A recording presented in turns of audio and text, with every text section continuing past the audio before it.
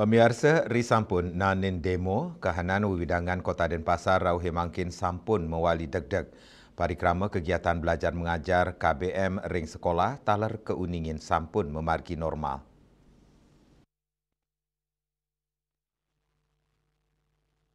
Anutin seselering lapangan, kahanan ring margi Kota Denpasar sampun memargi normal. Puni ketaler parikrama ring Jalan Kamboja Kreneng Denpasar, sani kesenggo dados pusat pendidikan wilayah Denpasar Timur, kepanggih sampun memargi sekadi ketanyane.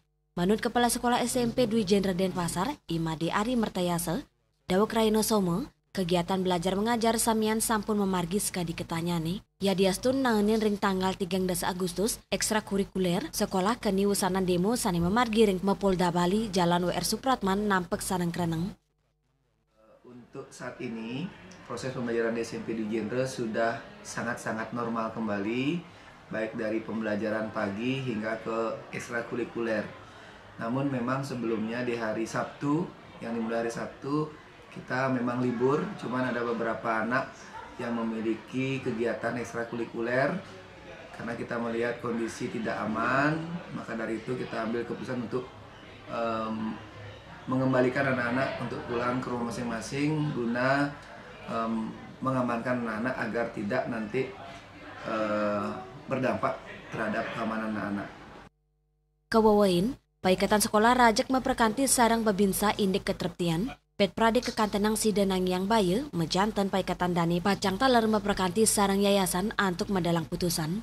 Ini keinucap taler kelaksana yang ring SMA Slua Saraswati Denpasar, siswa kebudalang riinin ring rainesane cara miwasemo, sangkaning wenten demo, nanging rite pengan mangkin, kegiatan belajar mengajar sampun memargi normal.